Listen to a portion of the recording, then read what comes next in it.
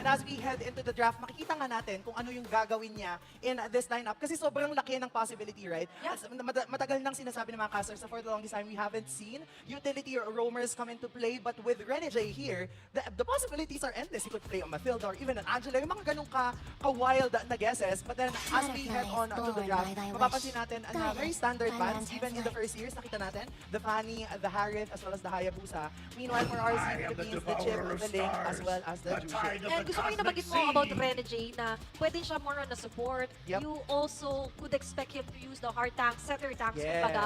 And right now for Aurora MLBB, they prioritize assassin, which opens up the possibility naman pag red side ka na maaga mong pwedeng kontrahin to. As you mentioned nga, it's all about the side. I am the And priestess right of now, evil ang side ng light, RG the Philippines is hunter going of for all the the healing evil na for gods. light. Yes. Will this light be the brightest na ngala din I am against Aurora Light vengeance Skull? incarnate. Aurora MLBB and automatic Bilis. Moscow agad dito for Domeng. Yeah, and you know, this Moskov, from the from the first series that we've had today, naging maganda naman yung pagkakagamit ng Moskov na to. But then, in this case specifically, kailangan am more makita ng Aurora kung than a paano weapon. nila bibigyan ng space, yes, yung Moskov, but also at the same time, kung paano nila i-enable na hindi sila malulugi sa teamfight while ensuring na nasa kanila yung control ng mapa. And for the longest time, I think, no, even before in their previous teams, I think Edward is really one of the players na sobrang intuitive ng pagkakagamit niya ng mga heroes na meron siya. Sa XP, no? Yes, na kaya niyang magbigay ng spasyo sa kanyang mga kakampi. And that's the perfect aggression that you need kapag may Moskov ka. Especially kanina na-observe natin yung sa playstyle ni Outplayed. So kung dito, medyo i-apply natin yung ganong klase ng fundamentals or mechanics, kailangan mo kasi, pag may nag-spin mo sa Moskov, merong gumagawa din ng play to distract your opponents from actually reaching kung ano yung speed push, kung ano yung push na lane ng inyong Moskov. But looking at this one, ito naman yung mag-freeze naman, literally, Yes, onto the lanes. We have the Aurora for RSG Philippines. Aurora ang gamit ng RSG Philippines. So kapag nabanggit po namin ng Aurora, RSG muna ang tinutukoy natin. Pero sige, Aqua na lang ang babanggitin Aqua. natin. Tama. Yan, shoutouts sa mga viewers natin out there. Still here and present rin, di ba? And syempre, inaabangan nila kung paano ipakita. Rar! Syempre, nandun ang mga kalmot. Di ba? For Kusay, pero ngayon, yun kasi for Roger, ulit-ulitin lang po natin. Wala, pares kami ng buhok. Uy! Shoutout po sa mga nakaupo rin sa Infinix Zone. And ayun, going back with the Roger, babalik po ulit tayo sa flex pick po kasi ito. Yes. So, it's possible that Kusay could use this hero. Yep. Or pwede rin naman, para din kay Ira. And shoutout kay our very own Carlos. Odin din. Oo. Na nanonood. And of course, the Raiders present here supporting RG Philippines. Oo, kaya nga ngayon sa pagbabalik natin sa draft, the Hylos ban, I think most of the time, no, naging trend to now, day 3, Oh, ayan na nababan na talaga, pasok na siya sa drafting phase. Ban-worthy. Oo, either ban or pick. Yeah. And yun yung naging conversation natin a while ago. Kaya naman kayo, kung mga nanonood kayo sa bahay and gusto nyo i-try mag-rank game, kapag hindi na-ban yung Hylos, just try it out. It's Tignan your nyo kung chance. paano nyo mapapagana yung Hylos in the ranked games. Yeah. But then, the Tigreal ban, a response, kasi nga naman naging maganda yung performance sa Tigreal For from Light. the first series. Yeah. Diba? And they don't want to let Light na nga lang din mag-shine with the Tigreal. If ever po nahahawakan ni Nats, itong Edith. So they have two flexible heroes right now at Yanara with Edith and Roger. Pero with that Terisla luck, I think it's safe to say na mapupunta to sa kamay ni Nats. Yep. He's not here to entertain but to go for the destruction ng alang din sa opposing side which is Aurora, which leaves us a question mark. What hero ni Edward? Oo, Okay. ayan na. Ayan na. Nasagot na. Sige, wag mo ng question mark, Athena. For Rene J, ang dami pa eh. Pwede, siguro mag-ano siya dito, magiging hitman siya in this case. I'd say kasi makukulangan sila ng pang-front if kukuha pa siya ng utility. Unless Mathilda yung gusto niyang kunin. But then, pwede pa din siyang mag-show if he likes since naban na yung other Yeah. set of heroes for... The Oh! Johed! We forgot on brief second, oo nga pala, may Johed nga rin pala tayo nakikita this past few days here on our week 1. And it's going to be onto the hands pa ni Rene J. We get the idea with the Joe, pero kasi ang Johed din ganun din eh. Yeah, May pick same off, thought. may ejector, Nothing beats and the you have the adrenaline unstoppable rush. force kung tawagin. Tapos Oh! biglang for RSG Philippines, another one! Khalid Jungle! Oh my gosh! This is somewhat new to our eyes. Nangalang din dito, Antianara. But let's take a quick check nangalang din before we move forward dito sa Land of Dawn. Pero let's make sure nangalang din onto what heroes were locked in na nga lang din dito for both RSG Philippines and Aurora MLBB. Makikita na natin as we head into the Land of Dawn kung ano nga ba ang mga heroes na pinik ng Okay. ating mga kakampi. And this is a Benedetta pick coming up from Irad. So ito talaga yung sinasabi nilang pang-counter against Azaz. Kasi kapag nag-Dominator's Descent, tapos naglatag ng kanyang ultimate ng isang Benedetta, mauubos agad yung Dominator's Descent. Wait, And uh-huh. mababurst down pagbagsak ng Zaz doon. This was one of my first questions or tanong nung sabi ko, anong pwedeng pangabot sa ZAS? Anong pwedeng mga heroes na pwedeng umabot agad sa likod?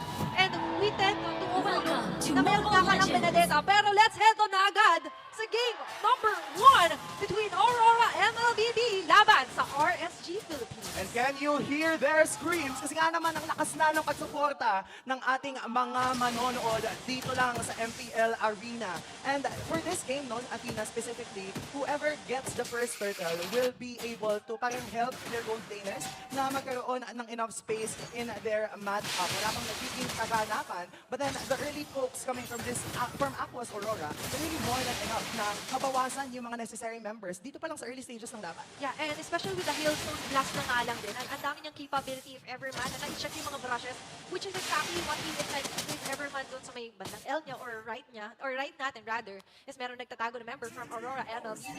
Pero, pondohan din natin dito yung Benedetta jungler for Irad Antianara for RSG Philippines. Kasi you have the capability na maging malikot na nga lang din. Go for the Yes. call-ups. And of course, number 1 is the pick-offs na nga lang din. Yeah, and since this is going to be probably a damaged Benedetta as we usually see in the jungle, definitely mararamdaman natin yung damage output coming from him.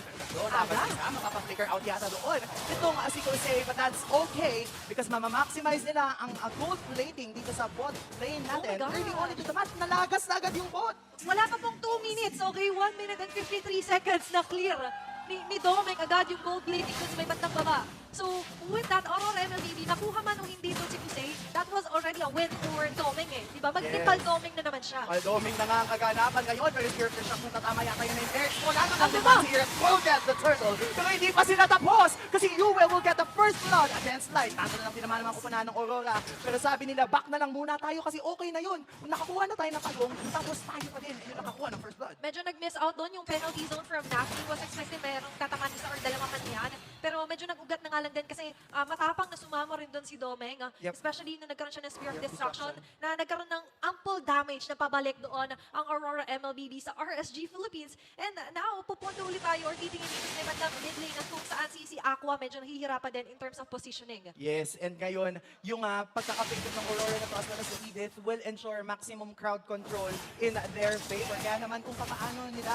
gagamitin yung lineup na to is what we will be seeing sa mga susunod na skirmishes na mangyayari. Corrosion Sight has been picked up by Domeng, so definitely meron ng pagkaka-slow effect yung kanyang basic attacks. So that's a good thing for him. And sinasabi natin, no, yung 600 gold lead na to, 3 minutes in, is a very huge thing, especially if you are On the a go. gold laner. Kasi kapag meron kang 600 what, that's almost an item against your opponent. So magiging maganda yun. Kaya naman speaking of maganda, makukuha na yata nila ang bot lane turret ng ganun-ganun lang. Tapos susubukan ng RSG na kumontes, pero sabi nila hindi natin kaya pa. It's all about the speed here for Aurora MLBB. Na kung saan, parang medyo fluid yung nagiging flow nila dito.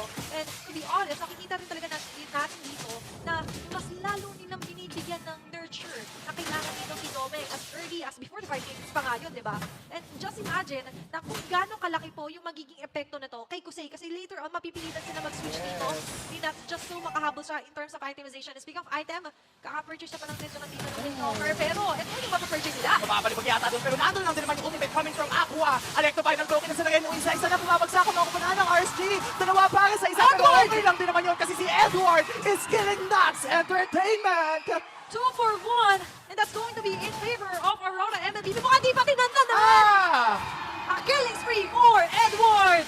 Ayaw tantanan talaga ni Edward kasi nandun na lang din naman yung kanyang final slash. Pero sabi nila, wag na muna natin tuloy kasi nakuha na natin yung pagong. Nakakuha pa tayo ng 3 kills. Bonus na lang yun. Ayaw, huminakong dito ni Hala! Edward. Ilisa pa yata sila. Nakaready sila Demon Knight and Rene J. Ang ganda na pagkakabato coming from Renny J plus a wonderful backup from Demon Kite. The pick-offs are definitely pick-off-sing. In this case, Aurora MLBB. Renny J is giving. Diba? Ang ganda ng mga ejector niya doon. And to be honest, ano yung kwentado yung ganong klase na hindi siya asim eh. Yep. More on, sobrang calculated ng aggressiveness dito ng Aurora MLBB that they know when to back down. They're choosing their fights wisely dito for game number 1. They have the lead at Yanara. And technically, kita mo si Irad.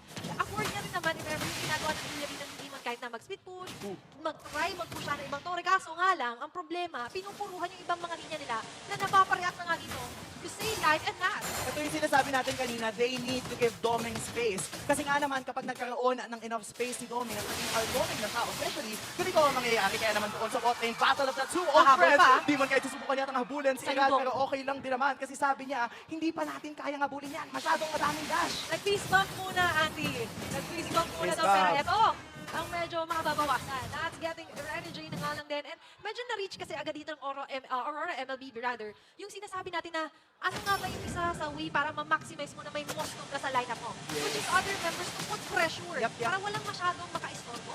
Walang masyadong makagambala doon kay Domeng. Kung may isa, medyo kaya niya yan eh. Kasi lamang nga siya. In terms of gold as well. Or items, di ba? Mas specific. And right now, the second top, pangatlong pagong para sa laban na ito. And this is the last turtle of the match. Magkakaroon pa lang ng flicker ang ating hitman. 4 laban sa 4. 4 laban sa 5 na kasi nandito na si Irad. Pero penalty zone ko connect na sa 3. Isa-isa na lang sinusubukan papagsakin ng mga member. Pero ganun din ang pagkakasahan ng Alex ng final blow. Ang low na ngayon ng mga member na one side na Aurora. Pero si Dax ang unang papagsak. Nandun na din si Kusing. Kaya naman sabi nila, go na natin to. Mag-freeze pa yata to si Edward. Ako sa pag-flicker. And si Knight na yung double kill coming from Yue. Ato naman si Demon Kite, nakikipag-reunion kay Irad, but definitely, Yue did a fantastic job doon sa Dominator spawn niya. And after that spawning, another Nightmaric spawn, tapos free sa gilid na nga lang yung ibang mga members. And Aurora MLBB yet again, taking down or Turtle onto the hands. And rin natin sabay-sabay ang ating Infinix instant replay. Napabagsak na, sinubukang pabagsakin ng RSG Philippines sa mga koponan dito ng side ng Aurora. Napalo nila si Renny J, yes, but the moment that Doming entered the scene, grabe yung pagbabato niya ng mga sibat, kaya naman nabaliktad pa nila yung laban na yun na kasama pa sila ng Turtle. And ngayon for RSG Philippines, na-understand natin yung idea na tinatry nila muna if ever na, wait lang, ceasefire muna, antayin natin si Irad na makapag-farm ng Yes, konti muna yes. dito. Yung mga ganyan na pag-side-side niya, medyo malaki din naman if ever yung nadadagdag sa kanya. But looking closer na nga lang din dito sa ating mga goals and of course onto the items, mapapansin talaga natin yung sudden surge for Aurora MLBB because of the way that they place themselves pagdating kasi sa mga team fights! Tapos nawalis pa doon ni Edward si Irad, pero sabi ni Irad, huwag na muna natin tuloy-tuloy. Kasi masakit na yung bawas na meron kayo. Ayaw nilang tantanan at bitawan yung mid lane turret. Kasi nga naman, ang laki ng espasyong maibibigay niyan. Pero sabi ni Demon kahit ayaw ibigay yung mid, akin na lang yung bot. Diba? Medyo nililipat nila yung sides nila, focusing on 2 things at a time, diba? And ngayon, nag-divide and conquer ang Aurora MLBB. Dominic ready if ever man. Nakita natin na dito sa ngalan sila nakabang sa may bandang Getly. Even the purple map ay walang ligtas sa mata dito ng Aurora. And with that, Antianara, mas lalo lang ulit sila magkakaroon ng confidence, roam around the map and pray on their members or on their opponents, which is ang RSG Philippines. Grabe, Trinity build na dito. Itong si Doming, and yung Trinity build na yun, yung Demon Hunter Sword, Golden Staff, as well as the Corrosion Corrosion Sight. Sight. Ibig sabihin, kaya na niyang mag-dish out ng ample amount of damage against their opponent. And ito na yung space na sinasabi natin, Athena. Tama. Kapag meron siyang ganito kalawak na space, ang dami niyang pwedeng puntahan. Pwede siyang mag-push muna sa bot, pwede siyang sumama sa teamfight, kasi nga naman, hindi sila nag-aalangan kung sa espasyong pinanghawakan nila. Kasi ito yung Moscow na lagi na ngayon sumasama sa teamfight. So this is a different version. Ito yung twist with Doming, di ba? And kanina nga nakaka-Corrosion Sight with the on-hit slow, by the way, is nahihirapan na yung RSG Philippines. What more with the Holy Trinity build na agad ngayon? Addition of the Demon Hunter Sword. So definitely they need to spot where Doming is hiding. Hiding Doming sila muna sa Hiding ngayon. Doming. Kasi nakikita mo, nag-aantay lang sila na meron mawali si Edward in the final slash. Even with the vengeance nga lang, hindi pa final slash. Yes. Yung dumikit pa lamang sa Edward, naantay nila.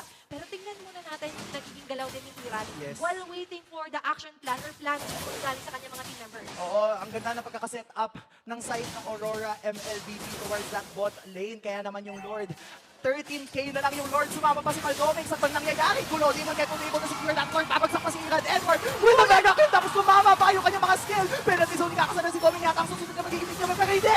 Sabi ni Doming, I will stay alive! Sinasama ng susunod na pababagsakin. Kaya naman unstoppable coming from Edward. 4 ang pumabagsak sa side ng RSG. 4 men down for the side of RSG. onto the Infinix instant replay. Ano nga bang nangyari doon? Dahan-dahan sana yung pagpasok doon ni Irad. Umabot na magaling na final blow siya. But look at the way that Doming and Renji did a great job na nga lang din dito sa pag-pursue sa mga members ng RSG Philippines. And up until the very last second, akala niya makakaligtas pa siya with the sliver of HP. But no can do because Aurora is here. At yung Lord magmamarcha na nga lang din dito sa may bandang top lane. RSG Philippines, what's going to be their task? What is their own plan para sa nangyayaring ito? Kailangan nilang depensa nito, pero yung Spear of Destruction po, connecta. Low na din naman si Nats, pero okay lang yan kasi yung Lord, mag-clear out na din nila. Meanwhile, Domeng, what are you doing, Domeng? Wow! Grabe naman to. What he can see, he will do talaga. Diba? Kapag may nakikita siya, wait lang, walang tao dito, parang pwede akong pumush. Wait lang, meron palang tao dito, parang pwede natin kunin. But with that, tinuloy niya ko rin yung plan niya. Grabe. Butasin natin yung base ng RSG Philippines at lalong lulubo na muli ngayon lead at sa 10.2k gold lead for Aurora MLBB. 11-2 kill score. Nasa bandang 12 minutes pa lang tayo ng laban natin, Auntie. Oo, magsiset up na sila ngayon, Athena, for the second Lord of the match. Nagkakri yung nangyayari ngayon kasi 3,000 yung lamang ni Domeng against his opponent. But what a space given to him both by Edward, Renegade, and Demon Kite. And ito talaga yung mga crucial things, you know? The moment na mag-engage yung side ng Aurora Gaming, yung layering ng skills, sisimula ni Edward, sasabahan ni Renegade, tapos may stun pa si Yue from the Dominator's Descent yung second skill. Yung kapag tumama yung dalawang laser, hindi nakakagalaw yung RSG kasi walang nakapurify din sa kanila. That's the thing with the battles best ng alam natin Yanara. Pero to discuss further sa ating Phoenix victory earlier on, diba? Kasi nabanggit natin yung specific, kailangan i-unleash ni Rene J, si Demon Kite. Pero hindi lang si Demon Kite yung na-unleash nila ngayon eh. Lahat sila. And kung titingnan nyo po, 0-0-10 for a Moscow at Yes. Yanara. Dito si Paldomeng. And even Demon Kite and Yue, talaga kanina pa, pinipilit abutin. Pero hindi namamatay up until the 13-minute mark. And now for RSG Philippines, mukhang kailangan nila i-contest if ever itong Lord na ito. And they're trying to position themselves into a greater vantage point. Pero medyo nauuna si Rene J sa Brushes, ha? Oo, nandito na nga si Rene J, the hitman. Makakita yata siya doon ni Irad. Kaya naman sasabihin ni Irad, wag mo ko ibato. Kasi kanina mo ba ako binabato, nahihirapan na akong lumaban sa aking mga katapating Lord. Kasi pa? nasubukan nilang bakbakan. Mga 23k, tapos reset na lang daw Dami muna kasi kasi, okay lang yun. Yung range din kasi we have to consider, Auntie, for Yue and even Doming. Dagdag na rin natin dito, syempre, yung ginagawa ng alam din. Dali, may magdagdag! Bibigyan nila si Rene J, pero may mababato pa si Rene J with the ejector doon. On target na po daw si Aqua, pero siya pa rin nababagsak. Killing spree coming from Demon Kite. Isa-isa nang humaharap ang mga kumuna ng Aurora kasi 1-for-1 exchange ang kaganapan. Doming versus Kusei, sabi nila, wag na muna tayong mainit. Kasi nawalan na tayo ng kakampi, wag na muna natin itong ituloy. This is going to be 4 members versus 4. Papasok na lang the final blow! Tapos hindi pa sila tapos kasi naman shutdown coming from Irad. Pero sabi ni Edward, kanina mo pa pinagbigyan yung mga kakampi ko, kaya naman ikaw ang kaganyan ko. Nats mapaproc yung kanyang queens o wings, tapos dalawa na lang ang natitira para depensahan ang kanilang base. They're hitting 2 birds with 1 stone. Kanina yung Lord, tapos biglang sabi ni Doming, liko muna ako sa pag-clear dito ng wave, ha? And right now, they're denying all objectives, all box that they can. Laban dito sa RSG Philippines. May kababaan pa po naman yung mga death timer dito, so aabot pa dito ang Task Force RSG. Kaya pa dumipensa, but the problem with that is kailangan nilang tignan kung nasan nga ba lagi na magpwesto dito si Edward. Kasi yung mga final slashes, yung medyo dumadali sa kanya. Kahit wala si Demon Kate, di ba? Ang ganda ng pressure, and of course yung opensa na ginagawa ng Aurora MLBB. Tapos nandito na yung Lord nagmamarcha, may nagpapasagulo final slash again sa pero kukonect ay penalty zone sa apat. Super sasakit na damage output na nagagaling sa kanila pero sabi nila hindi pa yun enough. What a shutdown coming from Light against Edward pero yung Lord buhay pa din. And so is Domeng. So is Domeng. He is alive. The lights are shining bright as Aurora takes care. Yeah.